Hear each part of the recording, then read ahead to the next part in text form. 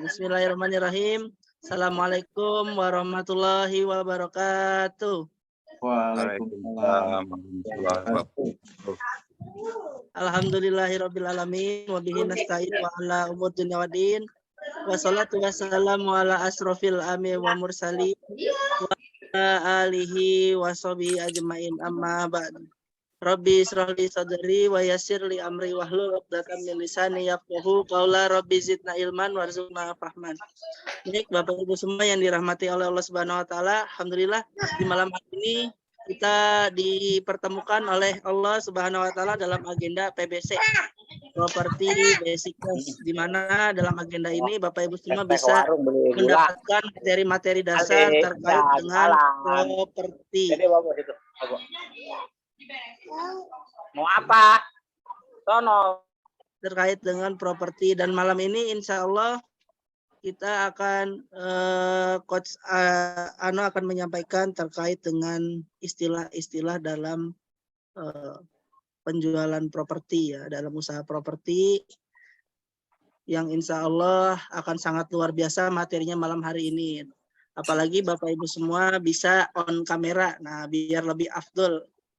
Oke, langsung saja agar tidak terlalu malam kepada Coach Ano untuk menyampaikan materi. Oke. Ya, bismillahirrahmanirrahim. Assalamualaikum warahmatullahi wabarakatuh. Waalaikumsalam. Waalaikumsalam warahmatullahi wabarakatuh. Alhamdulillah nih yang hadir 18 orang nih luar biasa ya. Saya doakan mudah-mudahan teman-teman di sini dalam minggu ini bisa closing. Amin. Amin ya Allah. Amin. Amin. Karena sejatinya segala sesuatu kesuksesan itu harus dijalani dengan suatu proses, tidak ada hasil yang instan seperti itu. Jadi untuk belajar, apalagi dari kita, insya Allah untuk teman-teman semua,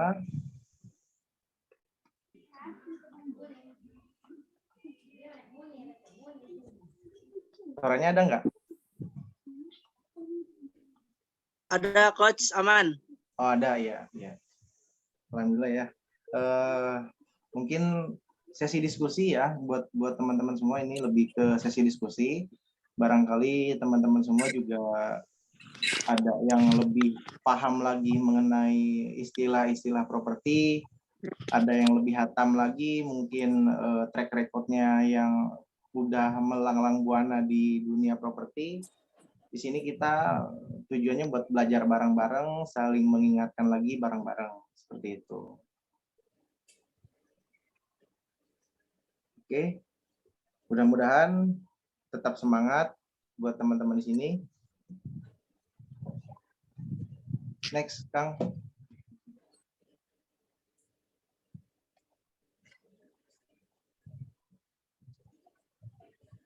Nah, sebelum kita ke pembahasan tentang istilah wajib hafal tentang properti ini, mungkin beberapa teman-teman di sini sudah tidak familiar lagi dengan istilah legalitas ya teman-teman. Jadi kita di sini coba mengulang kembali, coba mengingatkan kembali. Jadi di sini ada beberapa istilah wajib hafal properti ini. Nah, ada coupling, PPJB, akad, SHM, girik atau letter C, pajak, zona hijau, zona kuning, HGU, AJB, dan NJOP. Nah, dari istilah-istilah ini,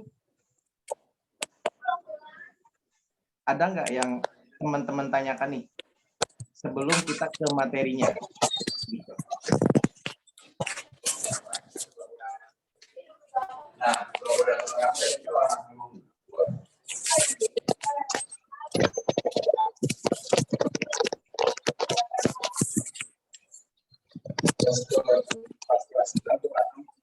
Oke, next, Kang.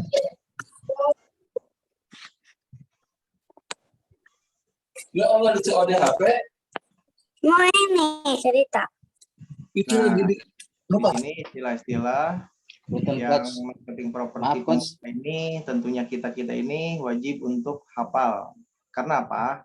Karena terkadang pertanyaan konsumen itu ketika kita tidak tahu itu terkadang membuat si calon konsumen itu tadinya yakin jadi kurang yakin terhadap kita gitu.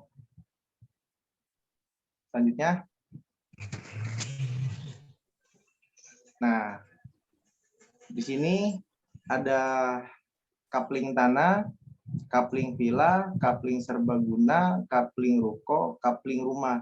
Jadi pembahasan kita di sini lebih ke kapling ya Pak ya, karena sesuai dengan proyek kita, beberapa proyek kita, diantaranya itu ada kapling, jadi kita lebih spesifikasinya tentang proyek-proyek yang ada di kita, seperti itu. Nah untuk kapling tanah ini sendiri, di mana si tanah itu kita jual secara per bidang ataupun per 100 meter. Untuk kapling villa sama di mana kita jual, nah di situ bisa dibangun villa. Untuk kapling serbaguna sama juga. Untuk kapling ruko, nah di mana nanti si developer itu menyiapkan suatu kapling tapi untuk ruko seperti itu. Nah, terus kapling rumah sama, peruntukannya juga sama, di mana di lokasi tersebut dijual per kapling, tapi si calon konsumen itu bisa bikin rumah seperti itu. Apa sih yang membedakan kok ada kapling tanah, kapling villa, kapling serbaguna, kapling ruko, kapling rumah? Nah, mungkin teman-teman di sini bisa bantu menjawab sebelum kita ke materi selanjutnya.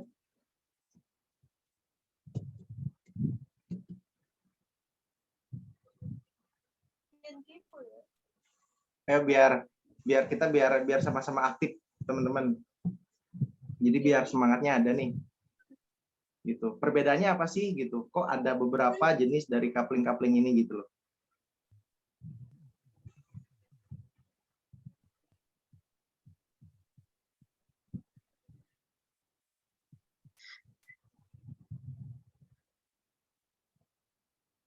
Oke, semuanya masih memperhatikan.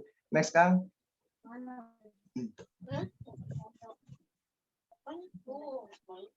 Nah, di sini kita ada namanya istilah dari properti itu ada akad PPJB.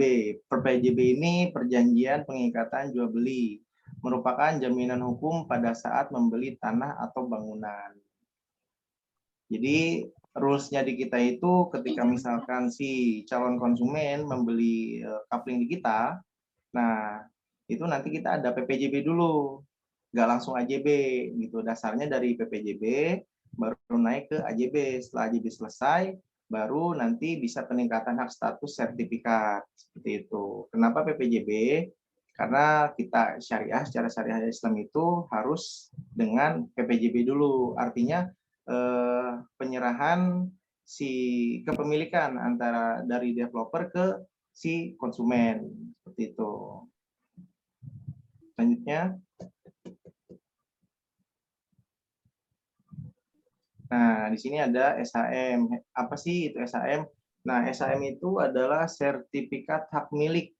Nah jenis sertifikat yang memiliki hak penuh atas kepemilikan tanah pada kawasan dengan luas tertentu dikeluarkan oleh BPN dan diakui negara. Terkadang kan si konsumen ini menanyakan, Pak, dari AJB bisa naik SHM enggak? Dari AJB bisa naik SHM enggak? Nah, teman-teman harus ketahui jikalau kekuatan kepemilikan, kekuatan hukum itu antara SHM sama AJB itu sebenarnya sama saja kalau menurut saya ya gitu. Akan tetapi memang lebih dominan SHM seperti itu. Karena kalau untuk saya pribadi antara AJB dan SHM itu bedanya cuma satu. Kalau SHM itu dia bisa dijaminkan ke bank, kalau AJB itu kalau menurut saya nggak bisa seperti itu.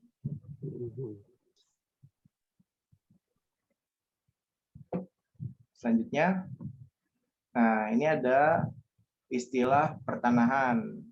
Nah, jadi proyek-proyek yang di kita itu ada istilah pertanahan. Nah, di sini ada tanah girik, ada tanah perponding, ada tanah patok, ada tanah letter C, ada tanah gendom. Nah, apa itu tanah girik? Nah, tanah girik ini tanah yang dikuasai seseorang yang memiliki girik. Girik hanyalah buku pembayaran pajak atas tanah yang bersangkutan kepada otoritas kolonial. Nah, untuk tanah yang perponding, ini tanah yang berhak memiliki rejim pertanahan kolonial barat bagi masyarakat pribumi. Bukti kepemilikannya sebatas preponding alias surat tagih pajak. Nah, kalau untuk tanah patok D, tanah di atas surat patok D yang merupakan surat kepemilikan tanah sebelum Undang-Undang Pokok Agraria. Nah, untuk tanah letter C, tanah di atas buku letter C yang merupakan buku register pertanahan yang ada di daerah atau kepemilikan tanah di lokasi tersebut. Nah, secara turun-temurun tersimpan di kepala desa. Selanjutnya. Nah, ini beberapa contoh legalitas ya. Di sini ada sampel kutipan letter C, ada girik, ada juga sertifikat gitu. Jadi untuk dasar kepemilikan tanah ini beda-beda, teman-teman. Beda-bedanya itu kenapa? Karena ya tergantung si kepemilikan tanahnya gitu. Ada yang terkadang kan kalau di kampung itu kan mereka terkadang cuek ya, cuek. Walaupun baru girik gitu kan, walaupun baru letter C gitu, cuek aja gitu karena ya mereka berpikir bahwa itu sudah kuat gitu. Padahal dari si tanah sertifikat apa dari letter C tersebut juga masih bisa naik ke status sampai SHM seperti itu. Selanjutnya, nah zonasi lahan. Jadi perlu teman-teman ketahui di mana ketika misalkan kita berbicara tentang proyek ataupun tentang tanah ataupun tentang lahan, nah, itu di situ tuh ada zonasi. Apa itu zonasi? Zonasi itu ialah peruntukan tanah. Jadi tanah yang ada di suatu daerah itu ada peruntukannya, teman-teman. Nah, misalkan di sini ada zona kuning nih. Zona kuning itu adalah kawasan khusus untuk perumahan. Untuk zona hijau diperuntukkan untuk pertanian. Untuk zona merah, kawasan khusus pemerintahan. Nah, untuk zona ungu, lahan komersil untuk bisnis, ruko, ataupun hotel. Seperti itu. Mungkin sampai sini ada yang ditanyakan atau kecepatan. Kang, mau tanya Kang. Ayo biar terjadi komunikasi dua arah ya. Jadi yang biar kita sama-sama tahu lah gitu teman-teman. Kang Anu boleh tanya Kang. Boleh Pak. Kalau yang misalkan buat lahan industri atau lahan pabrik-pabrik itu biasanya zona apa ya Kang? Nah, kalau untuk di pabrik-pabrik itu dia biasanya ungu Pak. Oh, ungu. Dari mana kita bisa dapat hasil zonasi itu? Biasanya itu dari PUPR. Oh, PUPR. Kementerian PUPR itu dia di situ. Jadi per daerah, per wilayah itu dia udah ada zonasinya masing-masing seperti itu. Itu dia sendiri yang nentuin ya, bukan dari kitanya. Gimana Pak? Itu yang nentuin dia sendiri ya, dari PUPR sendiri. Iya. Oh, ada lahan kosong nih yang tadinya bekas persawahan atau rawa-rawa gitu mau dijadiin misalkan pabrik. Misalkan dari sononya nggak boleh, berarti nggak boleh ya. Betul Pak. Jadi tergantung nanti dari alas dasarnya Pak. Alas dasarnya itu apa? Nah baru itu bisa digunakan gitu. Jadi nggak bisa nih misalkan ada suatu proyek ataupun developer ibaratnya membangun suatu hotel di zona hijau. Itu nggak bisa, karena sudah ada peraturan daerahnya. Gitu.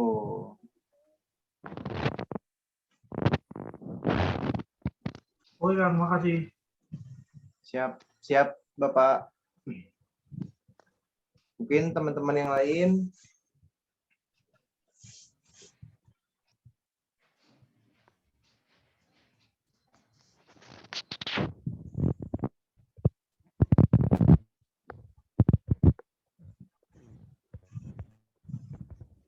Kadang memang apa ya, kita sebagai sales itu penting gak penting, tapi penting gitu kan mengetahui tentang istilah-istilah properti, mengetahui tentang zonasi gitu kan.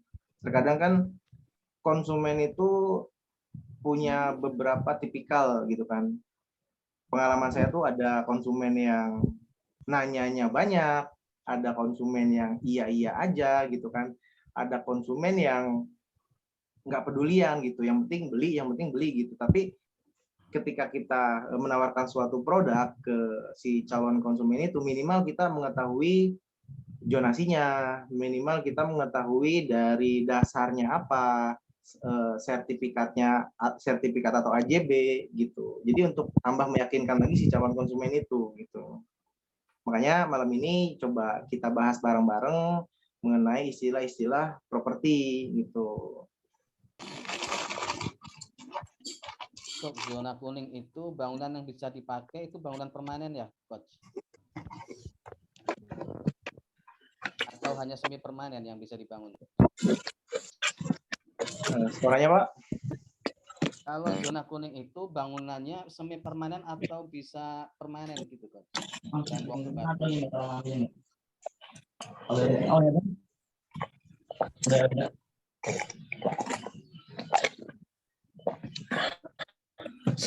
Tadi itu bagian tadi. Gimana Pak? Suaranya kecil banget Kurang jelas ya? Iya, gimana? Jelas ya, sekarang jelas. Siap. Kalau saya lihat kan di Granada itu tanahnya kuning ya, masuk zona kuning ya. Iya, betul Pak. Nah, di situ bisa dibangun rumah atau villa permanen atau cuman bisa hanya semi permanen, Coach? Nah, tergantung nih Pak. Kita balik lagi nih ke proyek kita, karena proyek kita itu kan ada yang di Granada Land, ada Granada Garden, ada yang di Ciwidey, ada yang di Ciater, ada yang di Anyer. Nah, semuanya bisa dibikin villa semi permanen, tapi ada beberapa yang tidak bisa dibikin permanen gitu. Kalau di Granada Land, kita ada zona kuningnya juga buat villa permanennya. Tapi kalau misalkan untuk di Granada Gardenville itu semi permanen seperti itu Pak.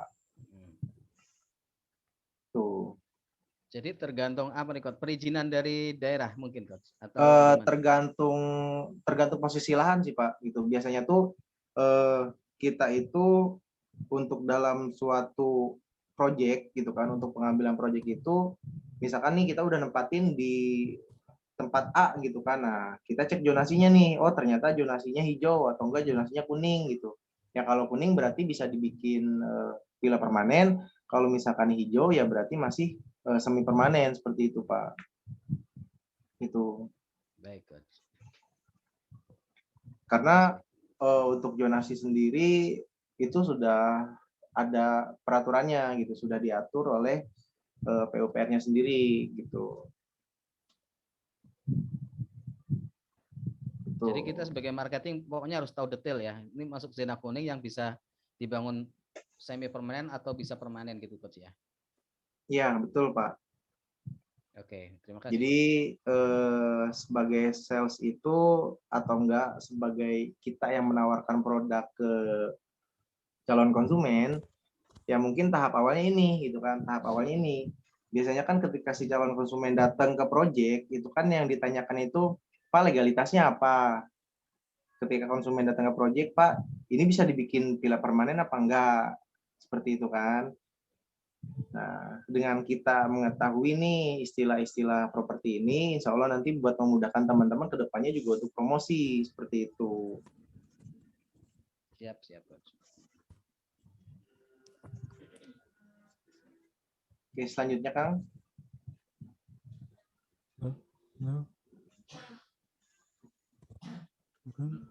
Coach, mau tanya dulu Coach, boleh?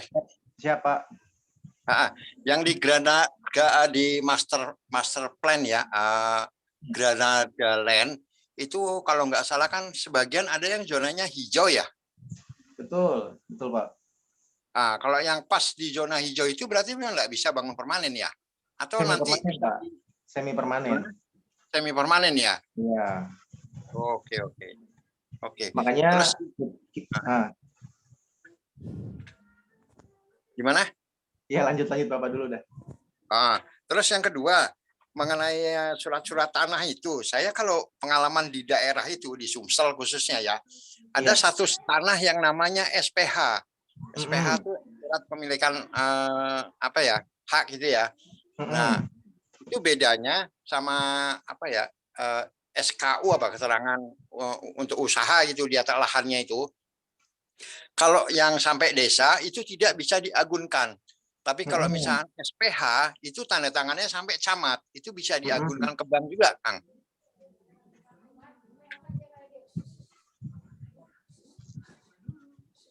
Terus pertanyaannya Pak? Iya, maksudnya kalau di daerah tuh ada istilah SPH, kayak yang Coach tadi jelasin kan enggak ada tuh SPH itu. Oh iya. Ya mungkin ya karena kan setiap daerah itu peruntukan apa ya, legalitas itu kan terkadang gimana ya? Dulu saya Otonomi pernah daerah ya, perda masing-masing ya. Masing-masing Pak, kayak gitu. Oh iya. Dulu saya pernah dulu saya pernah di perbankan nih. Saya dulu pernah di perbankan. Yang Bank Mandiri ini dia bisa pinjaman pakai sertifikat, tapi AJB nggak bisa. Tapi yang Bank BRI ini dia bisa pinjaman pakai AJB gitu. Jadi ya sesuai ketentuan dari wilayah masing-masingnya seperti itu Pak. Oke, terima kasih Coach. Siap.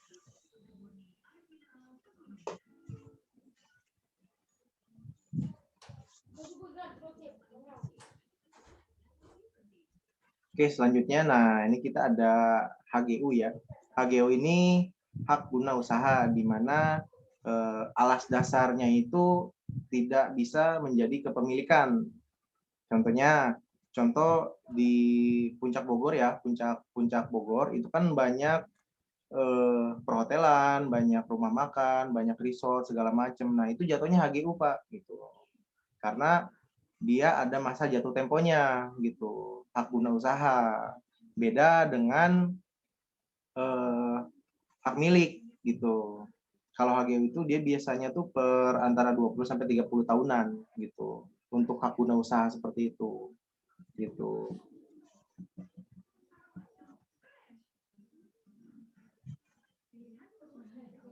Selanjutnya.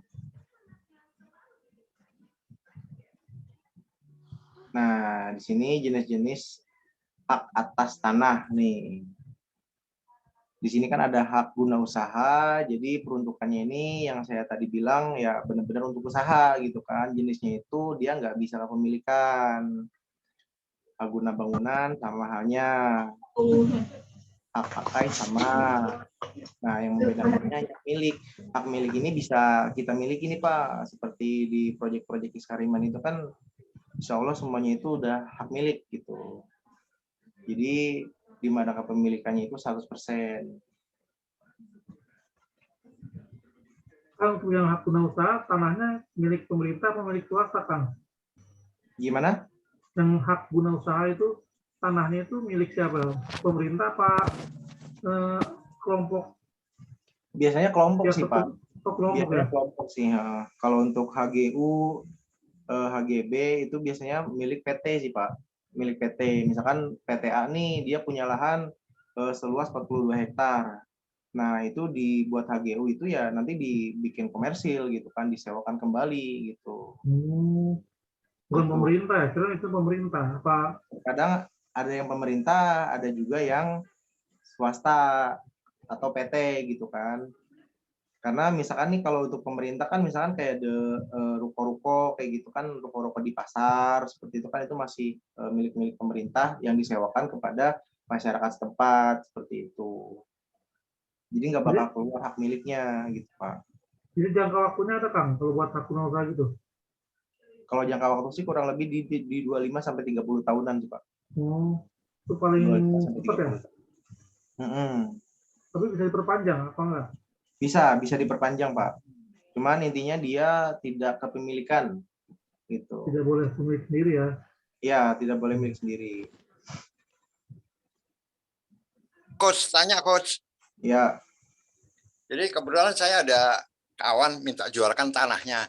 Status itu dia punyanya PT ya, punya perusahaan. Terbit tahun 2020 HGU, tapi zonanya kuning dan memang di situ izinnya itu peruntukannya untuk perumahan. Itu gimana itu, Kang? Ya. Jadi 95 hektar, Kang.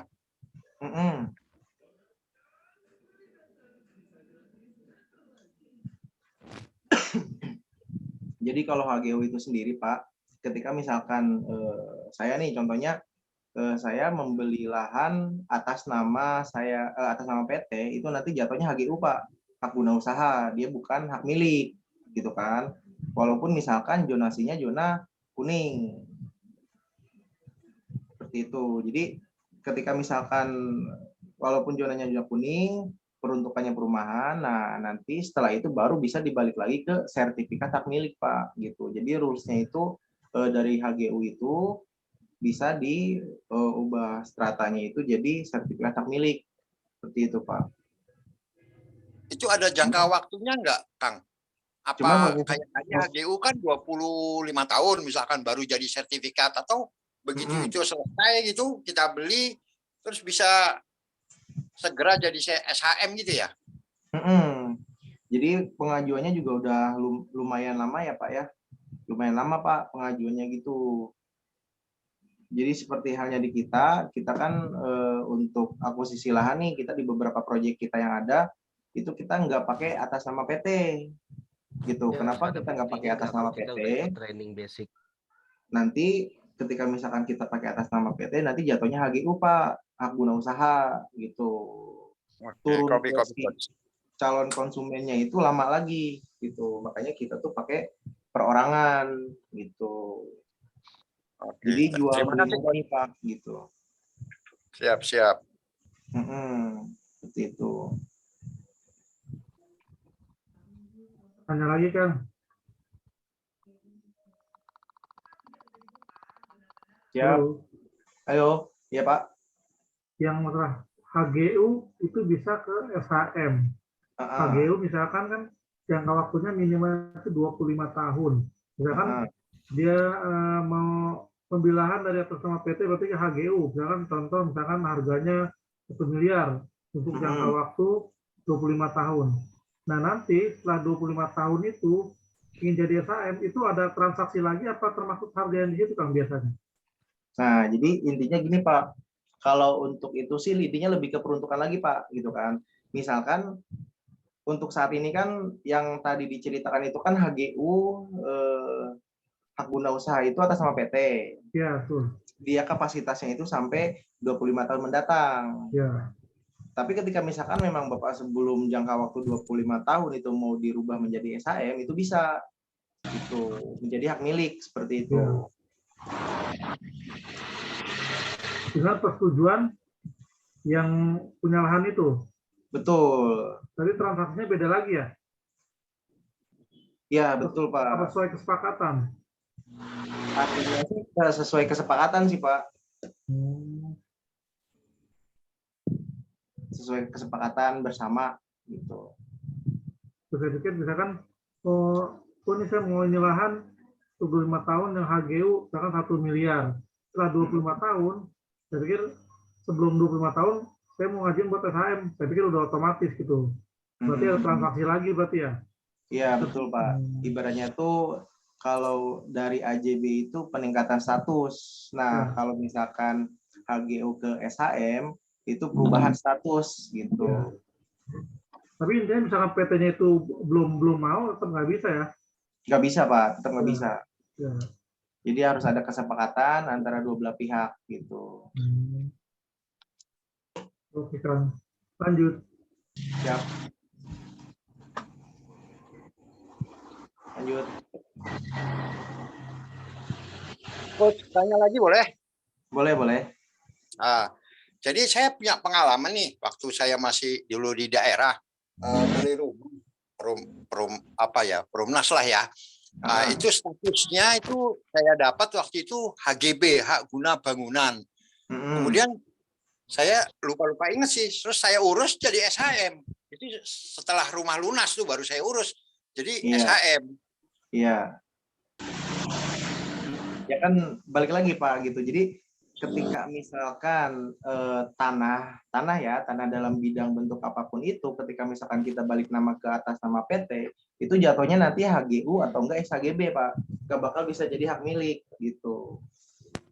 Kenapa pas setelah kita angsuran 15 tahun atau 25 tahun itu pas nyampe ke kita jadi hak milik, ya karena itu pemecahan Pak, pemecahan status dari HGU ke hak milik seperti itu. Membutuhkan waktu proses yang lumayan lama. Gitu. Oke. Terima kasih, Coach. Karena perumahan itu rata-rata kalau nggak SHGB sih rata-rata hak guna bangunan ya. Iya, SHGB. Cuma nanti pas ketika kita terima si sertifikat itu udah otomatis jadi hak milik gitu. Nah, disitulah ada proses ketika ada beberapa proses yang ketika kita masih angsur, yaitu di proses antara si developer dengan notaris rekanan untuk dibalik nama ke si konsumen itu sendiri gitu. Makanya ibarat misalkan Bapak nih beli perumahan yang baru gitu kan, itu nggak mungkin si SHM-nya itu ketika Bapak bayar cash, SHM langsung keluar jadi hak milik, itu nggak mungkin Pak. Kecuali secondary gitu kan, perumahan udah lunas, si pemilik udah lunas, beberapa tahun kemudian dia mau jual, itu udah pasti otomatis udah jadi SHM hak milik seperti itu. Oke. Saya dulu 6 tahun sih. Saya ngambil 10 tahun, 6 tahun saya lunasin, terus tak urus, bisa jadi SHM. Oke, makasih, Bob. Siap. Nah, terus di sini ada namanya NJOP. NJOP itu nilai jual objek pajak. Nah, jadi terkadang itu harga taksasi nilai kita, entah itu rumah, entah itu properti lainnya, biasanya itu kita ngelihatnya dari NJOP dulu Pak, gitu. Nggak melihat dari nilai pasar kayak gitu. Kenapa kita ngelihat dari NJOP dulu? Karena ya NJOP ini yang pasti gitu, yang resminya seperti itu. Kadang kan suka ada berbeda ya. Ada orang yang bilang, wah Pak, tanah pasaran di sini mah udah 2 juta gitu kan. Tapi pas kita ngelihat NJOP-nya ternyata masih 300 gitu kan. Nah, menurut Bapak itu bagusnya yang mana tuh?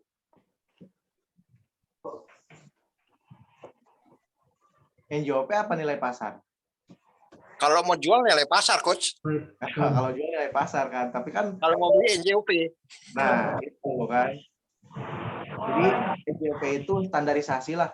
NJOP itu standarisasi untuk properti, tanah, rumah atau bangunan apapun itu di daerah tersebut seperti itu. Jadi ada patokannya gitu.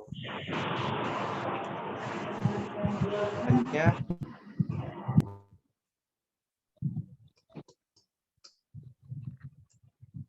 nah, ini contoh AJB ya, akta jual. Jangan dulu bentar, boleh? Lewat tadi. Yang ngebedain NJOP itu beda-beda apa ya? Sekarang nih di rumah saya nih, kan ada kaplingan, ada perkampungan, ada juga perumahan nih. Padahal kan tuh deket tuh sama, kok NJOP-nya beda-beda ya? Yang membedakan NJOP tiap wilayah itu walaupun berdekatan, apa dempetan antar perumahan, perkampungan. Di sana udah bangun. Kaplingan tuh yang ngebedain biasanya apa tuh? Nah, jadi bangun ke tentang NJOP ini sangat menarik ya, karena emang NJOP ini jadi acuan taksasi nilai pasar gitu kan. Misal kenapa nih dalam satu blok misalkan dalam satu area A, B sama C walaupun dalam satu hamparan, kenapa sih harganya bisa berbeda gitu kan? Nah, jadi itu yang menentukan itu market, Pak, itu. Market yang menentukan seperti itu. Misalkan ketika di lahan yang kosong itu sebelumnya NJOP-nya itu hanya 20.000. Nah, ketika ada datang satu developer untuk membangun perumahan, dia kan mengurus perizinan dari A sampai Z-nya, seperti itu kan. Nah, otomatis di harga NJOP itu udah pasti naik gitu. Jadi nilai taksasi pasarnya juga udah pasti naik gitu dengan sendirinya gitu. Misalkan dari lahan kosong, walaupun satu hamparan, kenapa bisa berbeda? Yaitu nilai komersilnya itu udah pasti berbeda gitu. Keadaannya itu pasti berbeda.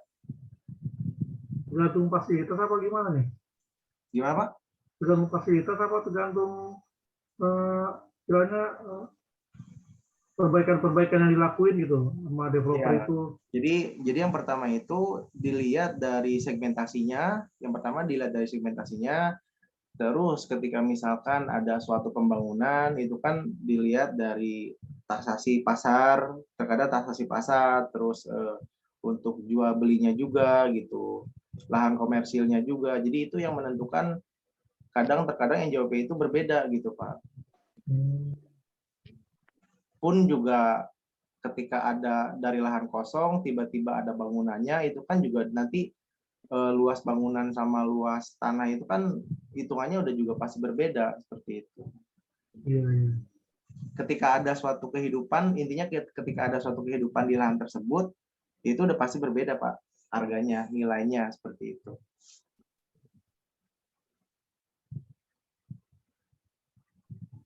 Oke, Kang. Dikit-dikit ngerti deh.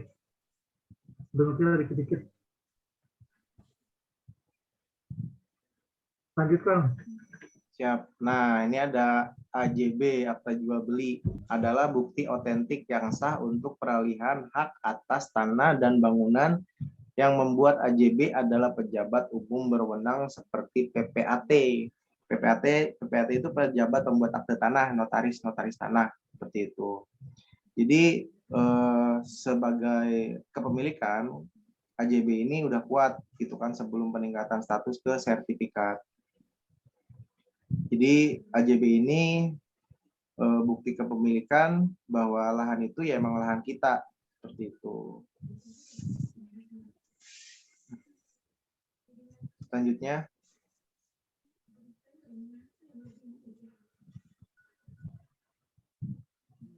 Nah, di sini ada definisi dan istilah nih. Di sini kan ada properti. Properti adalah berupa tanah dan bangunan serta tanah, sarana dan prasarana yang merupakan bagian yang tidak terpisahkan dari tanah dan atau bangunan yang dimaksudkan. Coupling adalah bagian tanah yang sudah dipetak-petakan dengan ukuran tertentu. PPJB, perjanjian pengikatan jual beli, merupakan jaminan hukum pada saat pembelian tanah atau bangunan. AJB, akta jual beli, bukti otentik yang sah, yang dibuat oleh PPAT, pejabat pembuat akte tanah. Untuk SHM, ini sertifikat hak milik, yang kepemilikannya itu hak penuh atas kepemilikan tanah pada kawasan dengan luas tertentu. Untuk girik adalah surat keterangan. Keterangan ini dari kelurahan ataupun kecamatan setempat. Letter C ini adalah buku registrasi pertanahan yang ada di desa atau kampung atas kepemilikan lahan tanah di lokasi tersebut secara turun-temurun. Untuk zonasi, zona kuning ialah kawasan khusus untuk perumahan. Untuk zona hijau memang diperuntukkan untuk pertanian dan tidak bisa dikonversi menjadi pekarangan atau pemukiman. Untuk HGU artinya hak guna usaha tanah yang dikuasai langsung oleh negara dalam jangka waktu tertentu dan digunakan untuk usaha pertanian, perikanan atau peternakan. Nah, HGB ini adalah hak guna atas bangunan dan tidak termasuk lahan, sedangkan SHM merupakan status kepemilikan lahan yang lebih kuat seperti itu. Jadi sangat penting ya buat teman-teman di sini bisa memahami istilah-istilah properti ini gitu. Jadi untuk kedepannya biar nanti ketika misalkan si calon konsumen bertanya tentang beberapa istilah properti ini, ya kita bisa dengan sejelas-jelasnya menjelaskan gitu.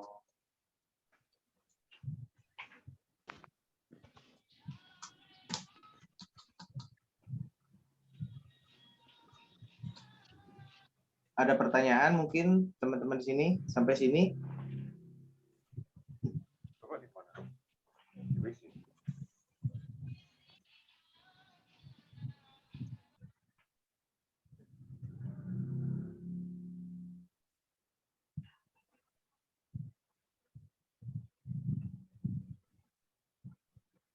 Oke, lanjut Kang.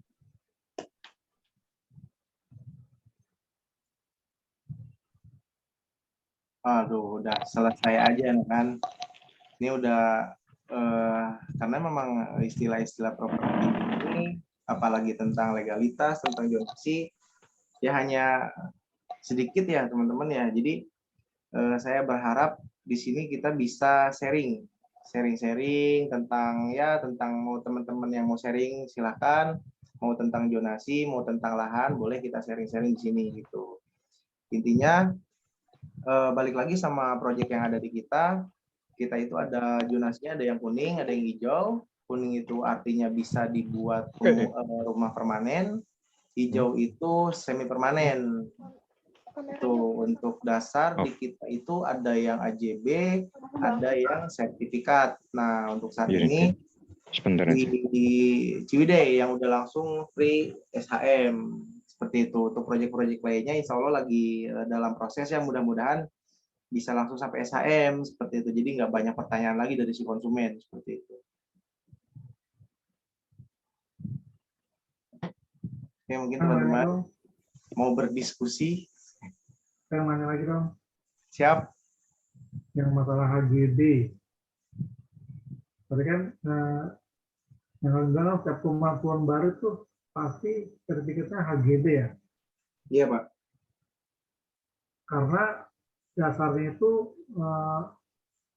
kepemilikannya satu orang ataupun lebih ya. Enggak, dasarnya itu enggak juga ya? Akuisisinya itu PT Pak, perusahaan Pak. Yang akuisisi apa yang diakuisisi? Yang membeli lahan tersebut langsung PT, bukan perorangan. Itu PT. Tanahnya yang beli tanah warga gitu misalkan itu ya. Tanah warga. Oh, berarti kenapa nggak langsung atas nama pribadi kan? Kok nama PT dia? Untuk pembeliannya itu?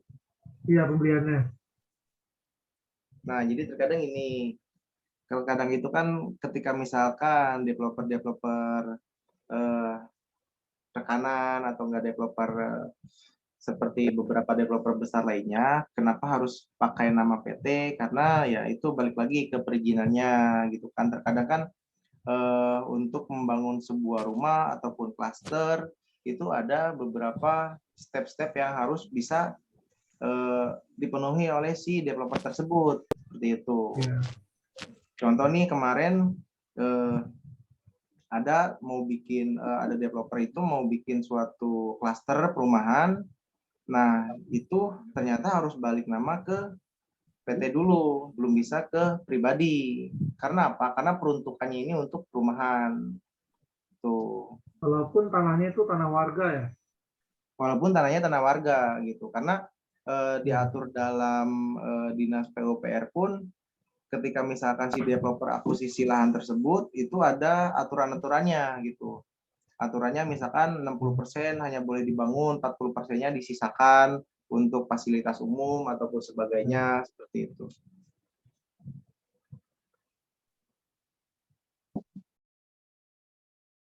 Jadi rata-rata untuk perizinan itu yaitu balik lagi SHGB gitu. Jarang yang langsung ke perorangan atau segala macam gitu. Karena kuantitinya rata-rata besar kan. Nggak hanya 100-200 meter. Iya, berarti tergantung regulasi ya, Kang? Mengikuti regulasi yang ada, seperti itu. Oke, Kang, makasih. Bu Neneng mungkin?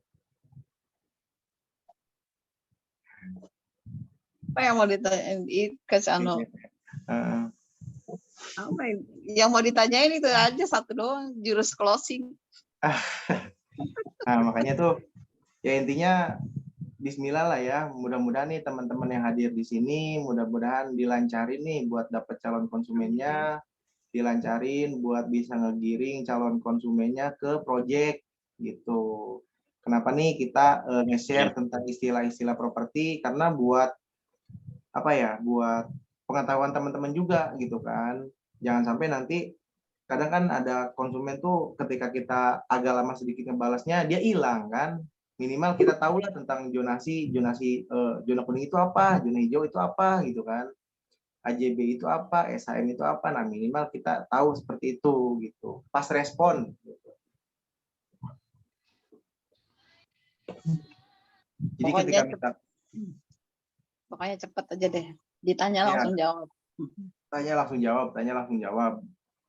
Siap. Kalau menurut saya sih istilah. Pak Anu mau tanya, kalau coupling serbaguna itu apa sih? Nah, kalau untuk coupling serbaguna itu pasti alas dasarnya itu kuning. Jadi bisa dibikin perkebunan, bisa dibikin perumahan, bisa dibikin rumah permanen atau enggak semi permanen. Itu sih sebenarnya apa ya, istilah developer aja sih menamakan coupling serbaguna gitu kan. Jadi balik lagi kepada konsumen, misalkan si konsumen beli si coupling serbaguna. Nanti ini Terus ketika ada tambahannya ke Cano, kalau zona kuning itu bisa terbit izin domisili usaha. maksudnya gimana, Bu? Ya, jadi kalau bikin usaha di tempat itu, misalnya kan kayak apa sih UMKM atau punya toko atau punya PT, itu bisa terbit izin domisili usaha. Kan iya itu tambahannya zona kuning itu bisa. Seperti itu. Kalau zona ya? hijau, Kalau coupling serbaguna bukannya zona hijau ya? Enggak juga. Enggak, ya tergantung dari ininya sih ya. Tergantung dari developernya itu menamakan couplingnya itu apa ya gitu. ada tambahan lagi Coach Anu. Ya. Kalau zona hijau itu artinya zona itu sewaktu-waktu bisa dipergunakan pemerintah, bisa dibebaskan pemerintah. Kalau zona kuning itu kalau pemerintah perlu, warga boleh menolak, boleh menerima. Kalau zona hijau, warga harus menerima kalau suatu saat di atasnya pemerintah memerlukan tanah itu. Betul, Bu, betul. Nah, makanya nih kan di kita tuh kayak Granada Garden Field itu kan zonasinya hijau. Makanya nih teman-teman banyak-banyak ini promosi yang di zona hijau nih, Granada Garden Field, terus mungkin di Granada Ciater juga ada sebagian yang hijau juga. Karena apa? Ketika misalkan si lahan itu diakuisisi oleh pemerintah, itu nilainya udah pasti naiknya berpuluh-puluh kali lipat. Sedangkan si posisi lahan itu kan udah milik teman-teman di sini gitu. Milik si calon konsumen, si konsumennya gitu. Jadi keuntungannya itu luar biasa tuh. Ya. Contoh di kita itu ada kita namanya coupling Cordoba ya. Cordoba itu kita di Cibatu. Cordoba. Itu kan rencana itu buat bendungan ya, bendungan di sana. Nah itu harganya ya alhamdulillah gitu kan, berkali-kali lipat tuh si konsumennya itu dapetin rezekinya itu dari apa yang dia beli gitu kan, walaupun zona hijau gitu, karena emang peruntukannya itu dibutuhkan sama pemerintah itu buat bendungan gitu. Tuh yang maksud Bu Neneng ya. Ya. Tapi tergantung pembuat kebijakannya juga, Coach Ano. Jadi iya, kadang-kadang mereka itu untuk membayar ganti untung ke pemilik tanah itu menerbitkan perpres, peraturan presiden.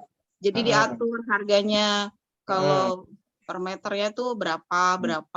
Kalau di Jakarta, kalau ada pembebasan lahan, itu biasanya kalau pemerintah yang ngebebasin, itu 1 kali NJOP. Kalau di Jakarta, kalau swasta yang ngebebasin 3 kali NJOP. Tapi kalau di daerah, saya kurang tahu, kurang paham. Tapi minimal itu udah untung 2 kali lipat ya Bu ya? ketika ada Ya, pembebasan. ya sekarang bilangnya bukan ganti rugi Coach Ano, bilangnya Apa? ganti untung. Oh, Bilangnya ganti untung karena nanti yang dihitung tanah terus pohon. Itu kalau di Jakarta kalau pohon produktif satu pohonnya 240.000. Kalau Oh. pohon bunga itu satu pohonnya 50.000. Terus kalau ada bangunan permanen satu itu per meternya 1,5. Kalau permanen 2 ada, jadi ada perpresnya gitu, harganya berapa gitu. Jadi Terus udah sampai spesifikasinya itu udah ini ya, udah ada spesifikasinya gitu kan. udah ada hitungannya, udah ada perhitungannya. Jadi kalau dia luas tanahnya 100 meter, ada bangunan 50 meter, ada listriknya sekian, ada septic tanknya sekian, ada pohonnya sekian pohon, itu nanti udah bisa dihitung berapa iya. nanti dia terimanya gitu. Siap. Oke, Ya, mantap. siapa yang mau digusur? Ya, nanti tadi balik lagi tuh masalah coupling serbaguna ya, itu coupling serbaguna itu ya itu jadi peruntukannya itu ya serbaguna gitu. Nanti si konsumen itu mau nanam berkebun silakan gitu kan, mau dibikin villa silakan, seperti itu.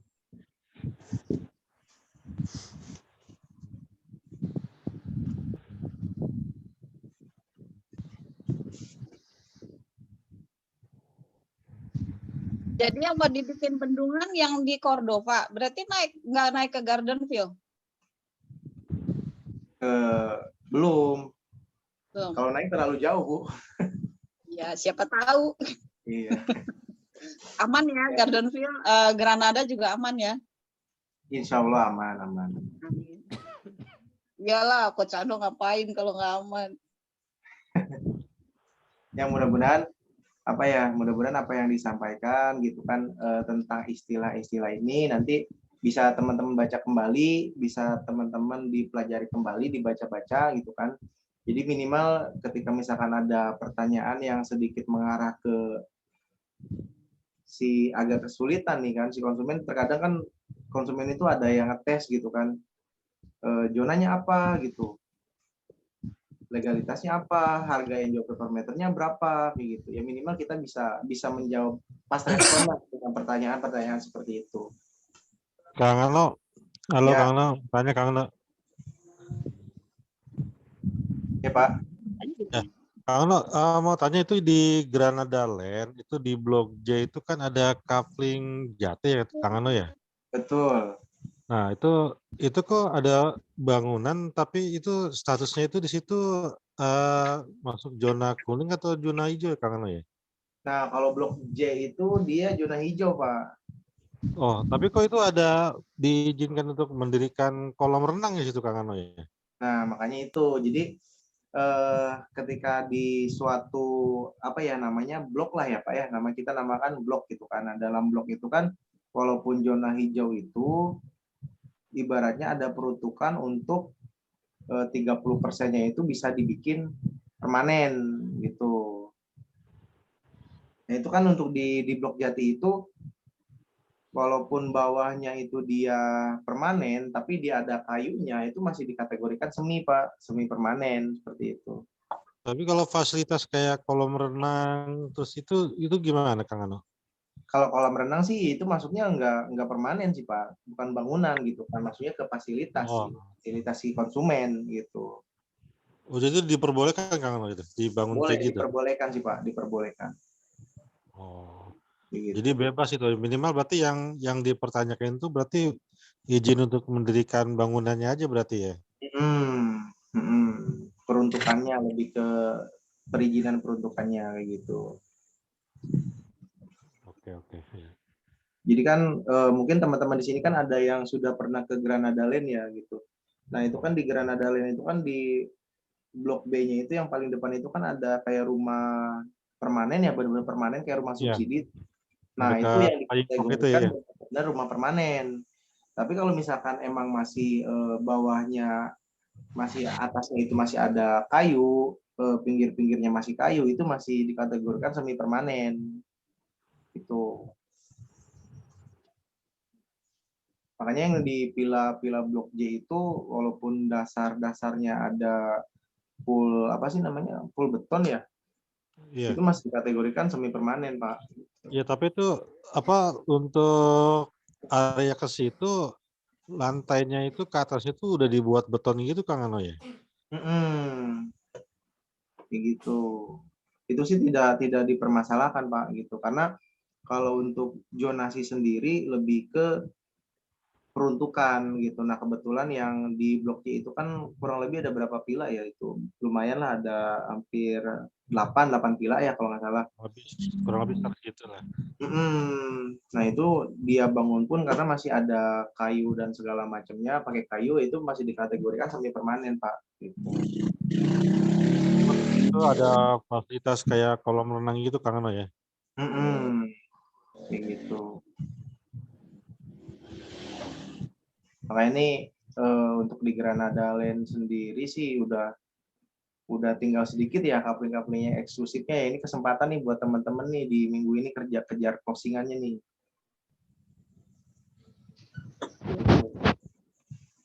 Insyaallah. Kalau bisa nomorna salah eta teh. Nomor etana.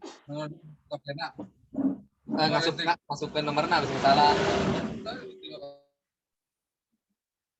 Jadi buat teman-teman juga kita nih setiap harinya ya, insya Allah kalau emang misalkan teman-teman ada waktu luang gitu kan, teman-teman pengen belajar marketplace, pengen belajar teknik call up, pengen belajar cara komunikasi nih dengan si konsumen, itu kita terbuka untuk teman-teman itu bisa datang ke kantor itu 7x24 jam, 7 hari gitu.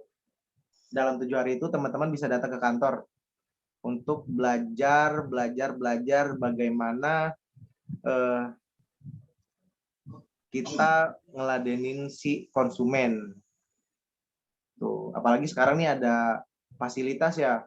Fasilitas nih buat teman-teman gebrakan dari Iskariman Academy, di mana teman-teman yang mau ke kantor kita fasilitasi, kita kasih database itu 100 database ya.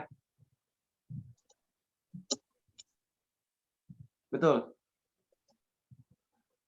Nah, jadi untuk teman-teman di sini, misalkan nih teman-teman udah berjalan 1 bulan, udah berjalan 2 bulan, teman-teman bingung nih mau nyari database kemana lagi gitu kan. Nah, buat teman-teman di sini nggak usah bingung, teman-teman cukup ke ruko kita, ke kantor kita di Jabodetabek, insya Allah nanti kita fasilitasi tuh teman-teman database. Di sana hubungin siapa Kang Ano? Hah? Di sana hubungin siapa? Nanti ada Kang Jaid. Kang Jaim. Cuman gini, perhitungan komisinya nanti ketika teman-teman closing itu teman-teman 2% dapatnya karena masuknya leads kantor gitu. Tapi kan enak gitu kan. Boleh nanya nggak Coach Ano? Ya. Iya, maaf. Ini kan sebelum kafling itu di kaflingin per 100 meter, itu kan saya yakin dan percaya pasti ada lebih-lebihnya tuh. Apa lebih 1 atau 2 meter gitu kan.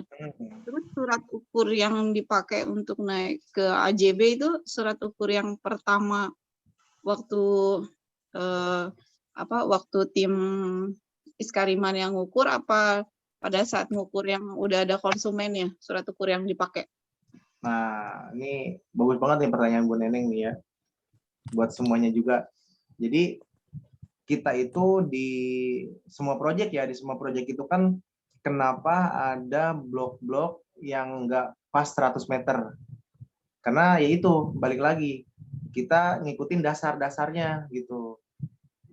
Jadi nggak pas 100 meter itu, kita ngikutin dasar girik ataupun letter C si pemilik tanah sebelumnya. Jadi misalkan nih si tanah ini 230 meter. Nah, itu ada yang kita bikin 100 meter, ada yang kita bikin 130 meter. Jadi mengikuti historis dari kepemilikan tanah sebelumnya gitu, Bu. Makanya kalau teman-teman tiap hari ngelihat set plan, itu terkadang ada blok yang nggak persis di 100 meter. Misalkan nih blok J itu ada 136 meter. Nah, kenapa bisa seperti itu? Karena kita ngikutin dasarnya, dasar dari suratnya itu, Bu, gitu. Oh iya, yang dia bilang daftar riwayat tanah ya? Itu ya? Iya, betul. Kecuali emang kita akuisisi lahan, lahannya ngepas nih, pas ngepas dibagi per 100 gitu. Nah, itu mungkin nggak bakal ada yang lebih dari 100 kelebihan per meternya, seperti itu. Iya, siap. Gitu. Terima kasih, Coach. Oke. Siap.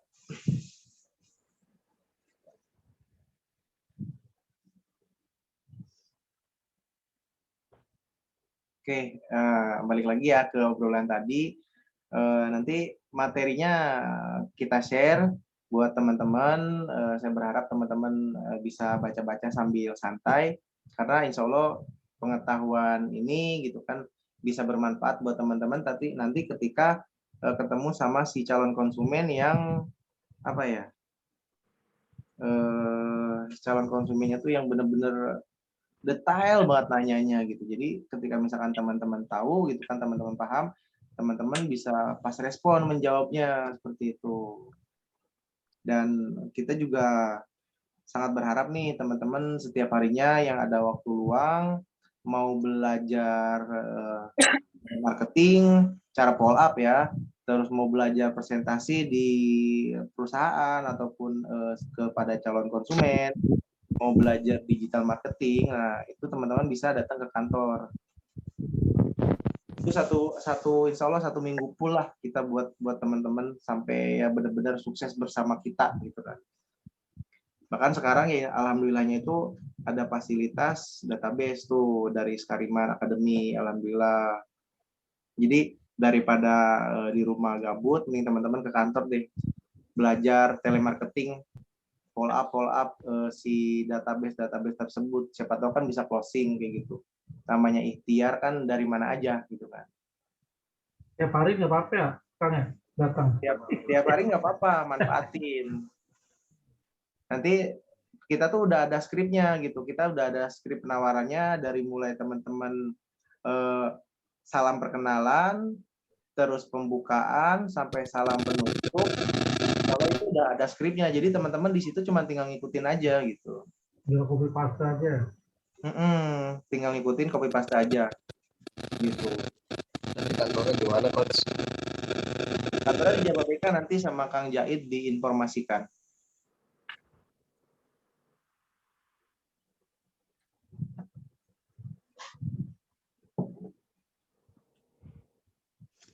Makanya harapan kita tuh teman-teman di sini gitu kan nggak hanya sekedar jadi mitra-mitra yang hanya selewat gitu kan. Kita berharap tuh teman-teman ketika bergabung di sini tuh ya bisa sukses lah gitu kan. Minimal ya ada penghasilan dari kita. Insya Allah bisa, mudah-mudahan bisa membantu teman-teman juga gitu. Makanya selalu kita fasilitasi gitu kan, selalu kita utamakan buat teman-teman gitu. Kebetulan kita juga di kantor itu benar-benar di lantai 3 khusus teman-teman mitra nih, kalau mau kantor, mau sharing silakan, mau coaching tentang apa silakan, seperti itu. Coach, mau tanya Coach. Ya. Misalkan ada calon konsumen, calon pembeli lah ya, yang boleh dibilang kita udah kategorikan dia hot.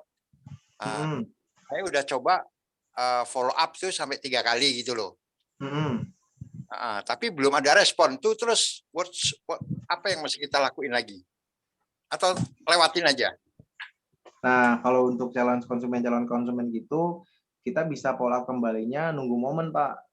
Nunggu momen dalam artian ketika ada survei serentak, diundang aja. Coba diundang lagi. Oke. Jadi ya, kemarin ada momen yang survei serentak tuh kan saya follow up, saya kirimin lagi, terus saya informasiin ada blok yang potensial itu, tapi belum ada respon juga gitu. Saya udah yang ketiga ini. Nah, kalau misalkan seperti itu, misalkan nih kita udah punya konsumen hot, terus kita share kan beberapa referensi blog gitu kan, referensi blog itu. Kalau misalkan emang dia belum respon juga, ya sudah biarkan saja dulu gitu kan. Mungkin di minggu berikutnya nih ketika ada acara lagi, coba kita share lagi seperti itu. Atau kita kan ada beberapa project nih, ada beberapa project. Nah, itu bisa tuh kita seling. Misalkan di minggu ini kita nge-share project GL, si calon konsumen nggak respon. Coba aja kita share project yang di GGP misalkan. Nggak respon juga, share lagi project yang di Ciater seperti itu. Sebelum diblokir lah Pak. Yang penting kita nggak tiap hari sih penawarannya gitu. Nanti kalau tiap hari ini diblokir. Iya. Saya juga seminggu, kadang sampai 2 minggu baru saya follow up, lihat momen. Siap, Pak Dadang. Oke, thank you Coach.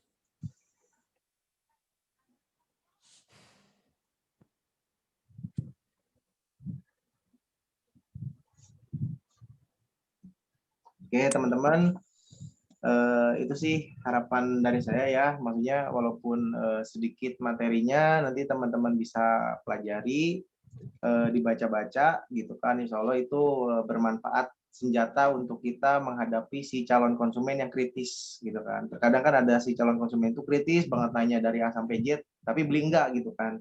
Tapi minimal kita udah bisa menjawab gitu kan. Minimal kita udah bisa menjabarkan seperti itu. Kayak kemarin saya sempat handling calon konsumen dari teman-teman di sini juga. Saya udah menjabarkan dari A sampai Z, dia cuma gitu doang. Gitu doang. Ya sampai akhirnya ya itu bukan pasar kita gitu. Tuh. Jadi harapannya ke depannya teman-teman bisa lebih jago lagi untuk teknik-teknik, untuk cara-cara untuk berinteraksi sama si calon konsumen teman-teman di sini gitu. Makanya ini kesempatan banget buat teman-teman yang udah habis database-nya, udah bingung mau nawarin ke siapa.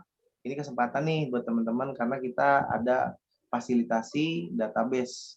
Sehari teman-teman telepon 100 orang. Itu kalau udah full bisa 100 orang itu jago. Masa iya dengan dari 100 orang yang kita telepon 5 orang nggak mengiyakan buat survei ke lokasi, itu kan nggak mungkin gitu kan. Pasti adalah gitu ketika kita mau ikhtiar seperti itu.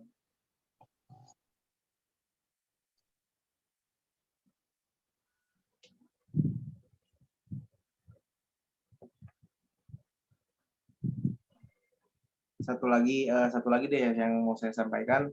Jadi ketika misalkan teman-teman mau nawarin project, mau nawarin produk ke calon konsumen, sebisa mungkin teman-teman ngelihat radius gitu. Radius ya, karena terkadang si radius itu juga menjadi titik poin pemikiran untuk dia mau ke project apa enggak gitu. Misal nih teman-teman ada punya konsumen deket akrab gitu kan, mau coba dia kebetulan tinggal di Tangerang gitu kan, coba aja ditawarin yang di GRR, yang di Anyer. Terus misalkan yang di Bandung, coba aja ditawarin yang di Ciwidey Bandung seperti itu. Jadi jeli melihat peluang. Jangan nanti teman-teman si konsumennya rumahnya di Bandung, yang ditawarin hayu aja yang di Anyer, itu terkadang kan dia buat survei aja ogah gitu, jauh gitu kan. Makanya ketika kita semakin banyak proyek, jadi semakin banyak pilihan buat teman-teman tuh bisa menawarkan si konsumen itu gitu.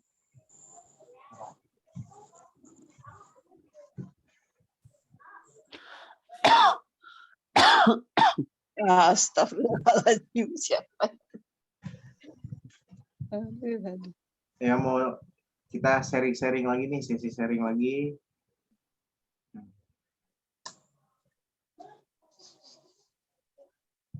Yang bisa ke kantor besok, coba ditunggu di kantor tuh buat kita belajar telemarketing.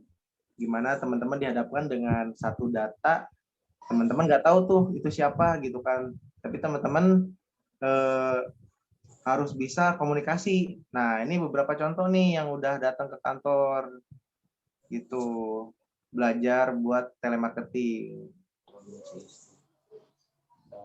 Coach Anu, Ya. Bagaimana cara mengetahui leads yang masuk ini potensial apa enggak? Bagaimana cara mengetahui ya leads itu potensial apa enggak? Potensial apa enggak? Dari gaya bahasa atau dari apa, mungkin Kesano bisa spesifikasinya dia potensial apa enggak?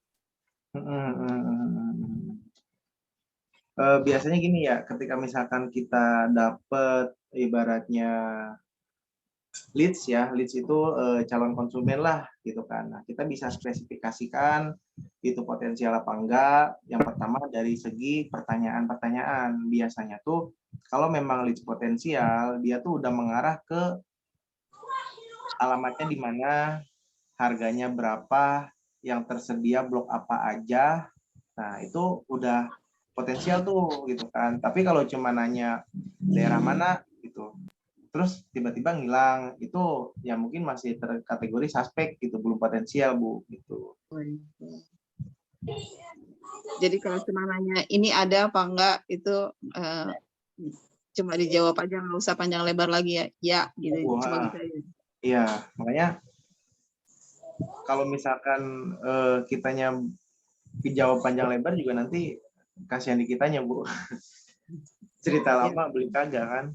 Iya, benar-benar. Kayak gitu. Iya, siap. Terus kenapa ya? Kenapa kalau ngiklan yang berbayar dengan yang tidak berbayar, justru yang berbayar itu yang sedikit ininya leads masuknya, malah yang nggak bayar, yang leads masuknya malah banyak. Nah, itu balik lagi Bu, karena mungkin ya harusnya sih terbalik ya Bu ya, harusnya terbalik, harusnya tuh yang berbayar yang banyak, yang nggak berbayar yang sedikit.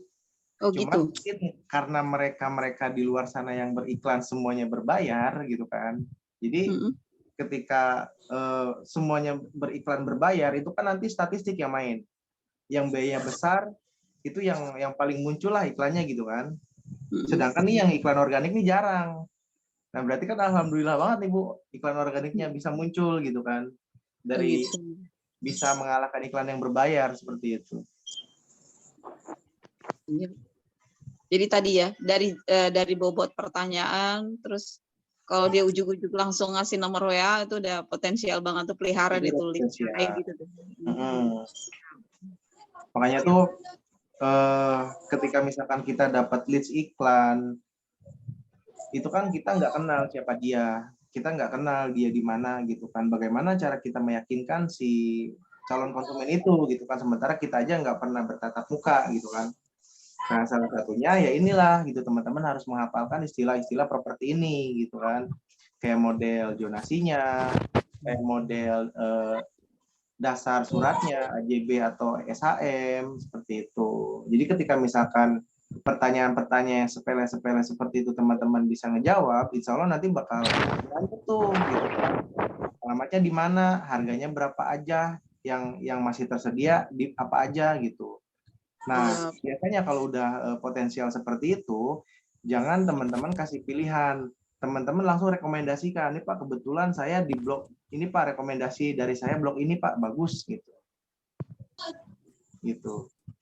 Jadi si calon konsumen itu, karena kan ketika kita berbicara sama calon konsumen itu kan komunikasi dua arah. Hanya kita dan si calon konsumen yang tahu kan. Iya enggak? Gitu kan. Makanya bisa mungkin kita meyakinkan si calon konsumen itu gitu. Biasanya saya itu langsung merekomendasikan blog-blog yang bagus, ya udah tinggal dipilih aja gitu, daripada kita langsung nge-share nih, misalkan boleh kirim press list-nya, kita kirim semua press list, yaitu orang ngebacanya juga bingung gitu kan. Iya betul. Terus kalau leads masuk itu membedakan ini marketing juga atau real buyer tuh bagaimana, Coach? Get kontak Bu. Biasanya sih kalau saya sih biasa di get kontak sih. Iya.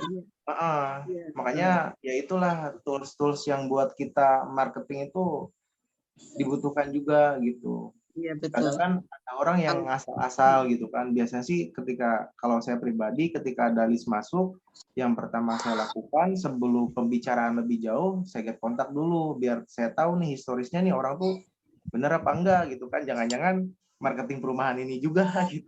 Kita berbicara panjang lebar sama marketing juga ya buat apa Iya. gitu kan. Baik. Iya, udah nawar-nawarin nggak tahu ya dia marketing juga. Iya, tahu-taunya dia minta jualin juga kan kayak gitu. Iya sih. Tuh. Iya deh. Gitu. Jadi ya mudah-mudahan sih walaupun singkat, walaupun sedikit, mudah-mudahan bisa bermanfaat lah tentang istilah-istilah legalitas ini buat teman-teman gitu kan. Cara membedakan mana konsumen yang potensial, mana yang enggak. Biasanya itu kalau enggak potensial itu dia 1 kali bertanya, 2 kali bertanya udah hilang gitu kan. Tapi kalau dia udah nanya blok yang mana aja udah tersedia, diskon berapa, terus bookingnya berapa, alamatnya di mana. Nah, itu teman-teman jangan kasih lagi pilihan si calon konsumen itu, langsung aja arahkan. Bapak, Ibu kebetulan nih blok A misalkan nomor 2, ini bagus banget Bu, rekomendasi dari saya. Kirimin dah tuh biasanya nomor rekening gitu kan. Silakan Ibu booking dulu, nanti bisa Ibu lihat ke lokasi seperti itu. Ada apa sih? Ada teknik-teknik yang ketika kita diskusi dengan si konsumen itu tidak membiarkan untuk si konsumen itu berpikir gitu. Ibaratnya no or never lah. Ya, Ibu beli sekarang apa enggak nih? Kalau Ibu nggak beli sekarang nih rugi gitu kan. Ibu harus beli sekarang gitu. Nah, dari mana itu bisa dari mana kita bisa seperti itu? Ya itulah sering-sering kita komunikasi sama konsumen. Tadi apalagi ada kesempatan buat call up tuh dikasih database sama kantor. Insya Allah itu bakal makin melancarkan lagi itu improvisasi teman-teman buat ngejual suatu produk apapun itulah gitu. Tanya Coach. Ya. Ya. Kalau menggunakan database dari kantor, itu bagaimana pendekatannya Coach? Karena sebelumnya kan kita nggak kenal beliau yang kita tawarkan. Kalau tiba-tiba kita menawarkan dan beliau tidak berkenan, bagaimana kita menyampaikan perkenalan diri, pendekatannya bagaimana? Kok tiba-tiba menawarkan tanpa sebelumnya kenal gitu? Makasih. Nah, makanya kan database ini kan kita ada dari perusahaan nih Pak. Kita dapat database puluhan ribu dari perusahaan buat kita tawarkan produk Iskariman. Nah, itu di kita udah ada skripnya Pak gitu. Misalkan, halo selamat malam dengan Bapak ini gitu kan. Perkenalkan Pak, dengan saya ini. Kebetulan saya dari Granada Land memperkenalkan suatu proyek, misalkan proyek A, proyek B gitu. Jadi si database itu ada historisnya Pak gitu, nggak ujuk-ujuk misalkan tiba-tiba kita nelpon tapi kita nggak tahu dia siapa gitu. Ada referensi historisnya Pak. Gitu. Jadi skripnya udah, alhamdulillah sih skripnya udah kita susun insya Allah lah semenarik mungkin. Jadi teman-teman tinggal ikutin alurnya aja dari skrip itu. Misalnya kalau ditanya tahu nomor telepon saya dari mana gitu, bagaimana jawabnya? Nah itu ada Pak skripnya di kantor gitu. Cuman nggak saya buka di sini biar teman-teman penasaran gitu lah. Baik. Ya, itu ada. Intinya dari pembukaan, terus penawaran produk, penawaran diskon, sampai kata penutup itu udah kita siapkan gitu. Makanya biar teman-teman penasaran nih, kita berharap nih teman-teman bisa silaturahmi ke kantor. Harus datang Coach ya. Satu hari 100 orang cukup lah ya buat telepon database itu. Baik, kasih ke sana. Siap. Jadi intinya teman-teman di sini hanya mengarahkan buat si database itu buat survei. Nanti biar kamilah yang handling di lapangan gitu. Seperti itu.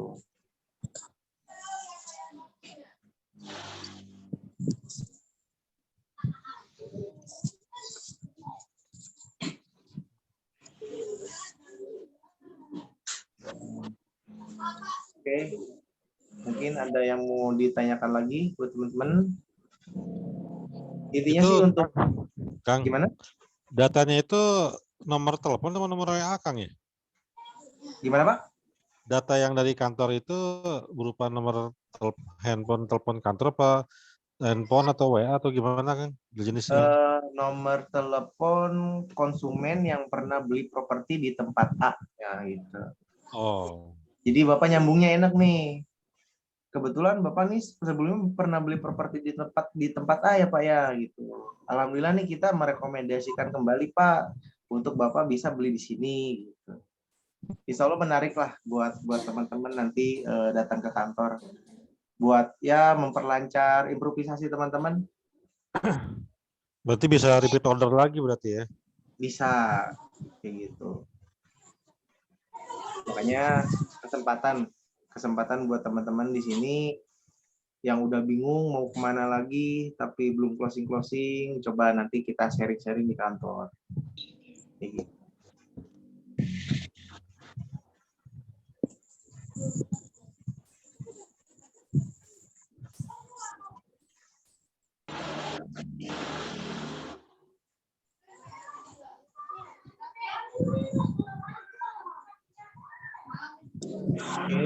Mungkin ada yang ditanyakan kembali?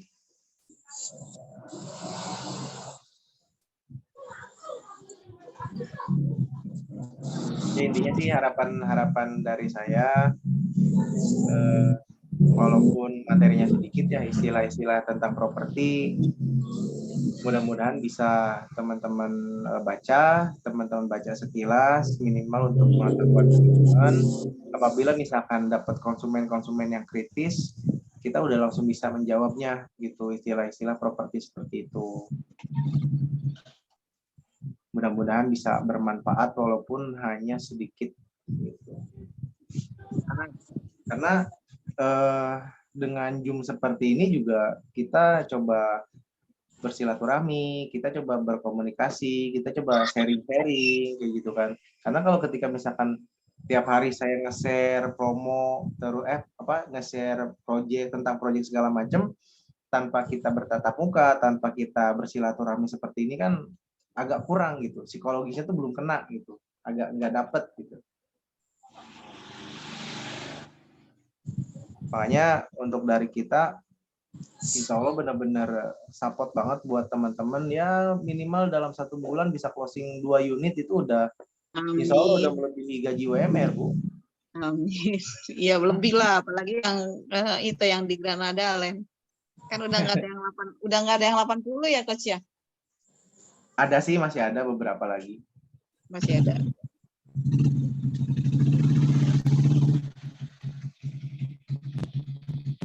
Ya, saya doakan mudah-mudahan teman-teman yang hadir di malam ini bisa dapat konsumen yang hot, bisa closing di minggu ini, bisa dapat rezeki yang lebih dari Skariman. Amin ya rabbal alamin. Bacano, nanya dong. Ya. Kalau yang di Granada Land yang udah beli itu udah ada yang ini belum sampai ke SHM, dapat sertifikat SHM? Udah ada yang udah sampai SHM, udah lagi ada yang berproses juga Bu. Gitu. Nah soalnya gini, aku ada ya bisa dibilang bayar, dia tadinya itu mau beli di coupling yang sebelah itu GH. Tahu kan coupling GH? Ya, Garden Hills. Nah, dia di situ kendalanya karena di Garden Hill belum ada yang sampai dapat SHM. Karena masih proses semuanya gitu. Nah, kalau misalnya ternyata nanti aku rencananya pengennya sih nawarin ke Granada Land ini gitu. Coba bisa di screen di share ke aku. Ada beberapa konsumen yang udah ada SHM, mungkin bisa lebih enak sih ngomongnya gitu. Dan malah lebih enak lagi karena kan alhamdulillahnya ya di kita itu kan sangat apa ya, per divisi itu udah ada nih Bu gitu kan. Lebih enak lagi ketika misalkan ada konsumen yang kritis, kita bisa langsung tuh ke kantor legalnya gitu kan. Kita bisa nanya dasar alasnya apa, zonanya apa, terus surat ini tuh bisa jadi AJB itu berapa lama, terus bisa jadi SAM itu berapa lama kayak gitu. Jadi kita tuh per divisi itu alhamdulillah sih udah rapi banget gitu, Bu. Tinggal teman-teman jalan aja gitu. Oke. Sip. Ntar aku approach lagi ya itunya. Oke, thank you Kang Ano.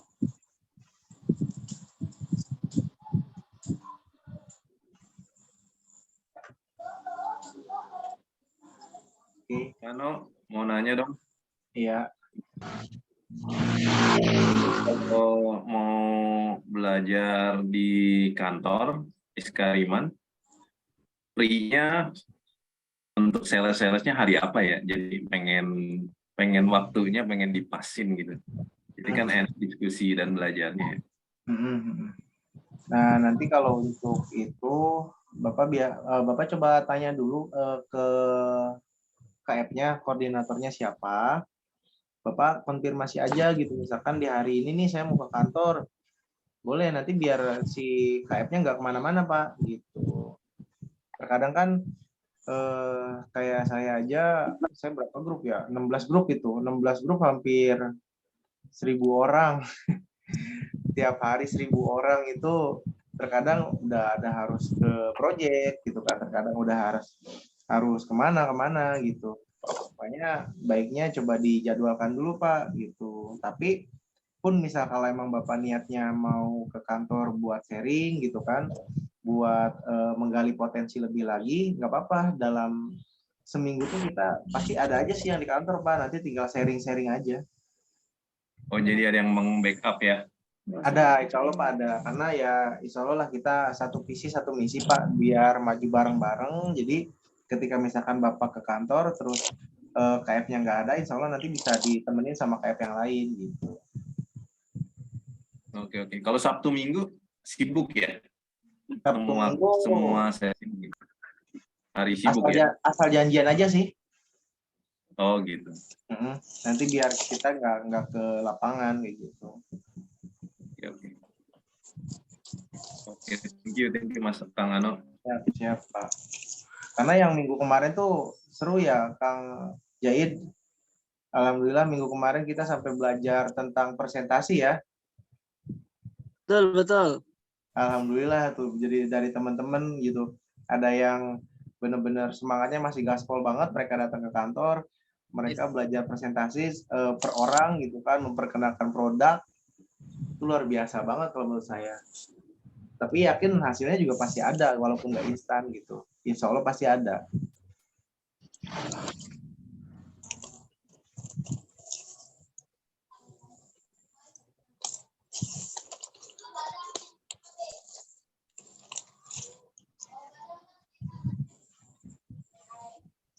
Ya mungkin teman-teman ada yang mau ditanyakan atau cukup.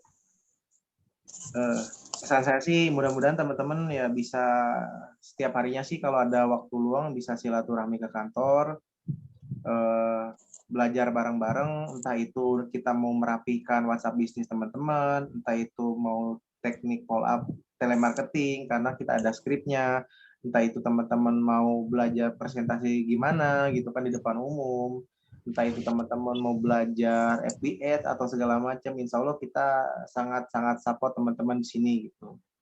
Jadi ruginya teman-teman ketika misalkan teman-teman udah bergabung di Iskariman Academy, tapi teman-teman cuma jadi penonton gitu, jangan gitu kan, mending keluar grup gitu kan.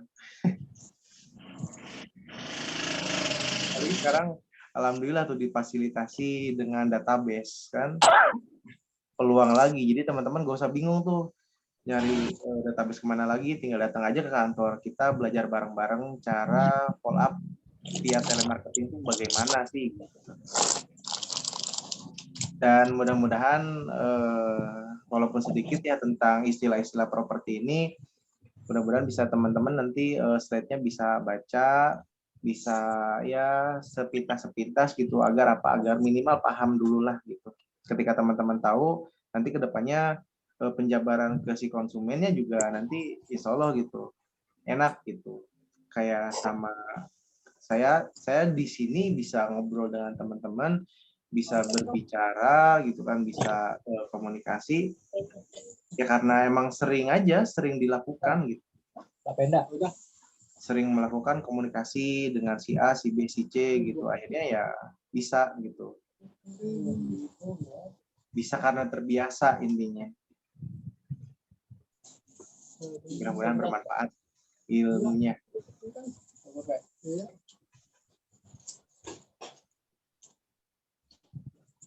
Kita udah nyediain kopi ya Kang Jahid ya, kopi, pop mie, teh manis. Insya Allah aman. Nanti saya temenin ngopi di sana. Karena kalau Kang Jahid nih setiap harinya nih dia ada di kantor. Alhamdulillah. Berarti tinggal bawa cemilan ya.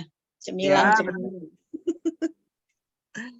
Tenang, Kang Jahid kan hobinya makan kerupuk. Saya bawain kerupuk. Ya, kita bikin seblak sekalian, Bu. Ya, Kang Jahid kan nggak boleh makan yang berat-berat katanya. Oke, ya itulah harapan. Intinya harapan saya sih teman-teman bisa silaturahmi ke kantor, bisa belajar bareng, walaupun nanti KF-nya sibuk, insya Allah masih ada kita-kita gitu kan, masih ada yang lain. Bisa sama-sama belajar lah seperti itu. Karena semuanya juga bisa kan terbiasa gitu, nggak ada yang langsung bisa. Karena terbiasa jadi bisa gitu. Karena biasa ngomong gitu kan, jadi improvisasinya apapun itu bisa gitu. Mungkin nanti teman-teman misalkan di grup cuman ada di grup cuman ngelihat kayak gitu, ini dimanfaatin. Boleh minta alamat kantornya, Coach? Nanti alamat kantornya bisa langsung japri ke Kang Jahid. Nanti Kang Jahid langsung kirim alamat kantornya, nanti Bapak di hari apa, biar kita juga bisa standby di tempat seperti itu. Misalkan nih pengen belajar nawarin produk, nanti nih Kang Jahid nih jadi si calon konsumennya nih, gitu kan. Bapak jadi nawarinnya gitu. Kayak gitu.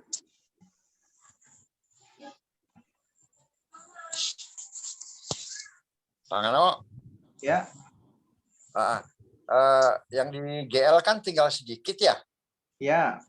Nah, kemudian ada nggak yang kira-kira yang seperti GL gitu, lokasinya juga seputaran di Puncak 2 gitu. Tapi yang memang zonanya kuning juga, maksud saya gitu. Ada GMP Pak, Granada Mountain View. Granada Mountain View ya. Itu ya, juga coupling doang ya, bukan sama villa ya? Coupling, masih coupling sih Pak kita. Oh, itu Granada Mountain View. Oke. Siap. Malah kita di situ tuh ada lahan komersil di angka 2.500.000 Pak per meternya. Nah, kalau yang rendahnya berapa, Kang? Yang paling rendahnya itu di 75. 75 ya? Oh, kirain 62 gitu. Udah habis, Pak. Dulu waktu sebelumnya sih Blok C itu primadona banget tuh. Cuma 65 jutaan, tapi sekarang udah itu Granada Mountain View juga udah hampir 95% habis. Waduh, sama aja dengan itu dong ya? Iya. Tapi bolehlah nanti kalau misalnya itu saya bisa lihat di Instagram ya. Boleh Pak, nanti saya share progres proyeknya sama saya share tentang materi promosinya. Enggak, maksudnya nanti bisa ada alternatif, kalau nggak di GL bisa di Granada Mountain View gitu loh. Ya, betul. Thank you Kang No. Siap. Nah, jadi balik lagi ya teman-teman, itu kan dari Granada Line itu kan posisi tengah-tengah. Misalkan nih kita handling konsumen teman-teman nggak closing nih di GL, bisa kita arahkan ke Granada Garden View, bisa kita arahkan ke Granada Mountain View gitu. Kalau yang Garden View kan yang zona hijau ya, yang buat tanaman ya. Itu kebun durian. Ya, kebun durian ya. Tapi nanti di situ bakal jadi ikonnya Pak, karena kan berdampingan dengan Villa Kahyangan, dekat Villa Kahyangan. Ini dulu nanti bakal jadi itu sih wisata agrowisata kayak gitu. Cuman kalau saya sih, menurut saya ya pribadi nih, kalau misalkan durian itu berbuah berapa tahun ya? Kalau sekarang udah segede-gede apa ya? Udah besar-besar ya? Udah lumayan sih Pak. Oh, Ada juga. saya pikir beli terus baru ditanam gitu.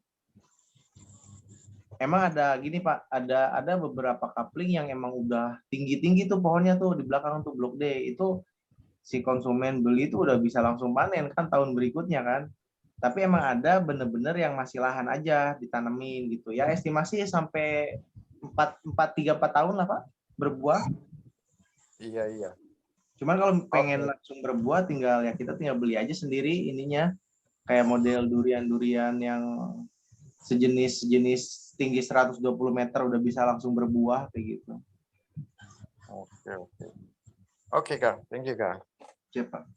Nah itu Granada Garden Field kita buka fase 2 itu hanya 39 juta.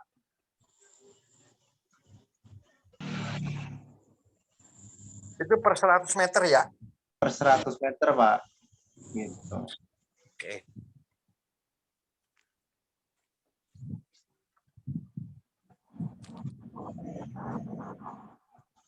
Oke, Kang Jaid cukup? Oke. Alhamdulillah nih. Coach Ano sudah menyampaikan materinya luar biasa di malam hari ini terkait dengan istilah-istilah dalam properti, dan tadi juga diskusi sangat seru ya. Karena memang banyak hal-hal yang kita ini harus pahami lagi terkait dengan produk knowledge. Karena itu penting ketika kita menawarkan suatu produk pada konsumen, ya kita harus memahami daripada produk tersebut. Nah, agar lebih jelasnya bisa nanti datang ke kantor. Tadi ada yang menanyakan alamat kantor, sudah saya spill di kolom chat. Boleh itu nanti disalin atau nanti Wapri langsung ke nomor saya. Oke, karena waktu sudah lewat dari jam yang sudah ditentukan dan juga sudah malam, mungkin Bapak Ibu semua butuh waktu untuk beristirahat. Mudah-mudahan besok bisa lanjut lagi, bisa closing lagi. Amin. Amin. Sebelumnya saya ucapkan terima kasih kepada Coach Ano yang telah menyampaikan materi. Mudah-mudahan menjadi berkah bagi kita semua, umumnya khususnya bagi Coach Ano yang menyampaikan materi. Kita cukupkan agenda PBC di malam hari ini dengan mengucapkan hamdalah dan doa kafaratul majelis. Alhamdulillah. Subhanakallahumma wa bihamdika asyhadu an la ilaha illa anta. Assalamualaikum warahmatullahi wabarakatuh. Waalaikumsalam warahmatullahi wabarakatuh. Terima kasih Kang Ano, terima kasih Terima Kang kasih Coach Zahid. Ano.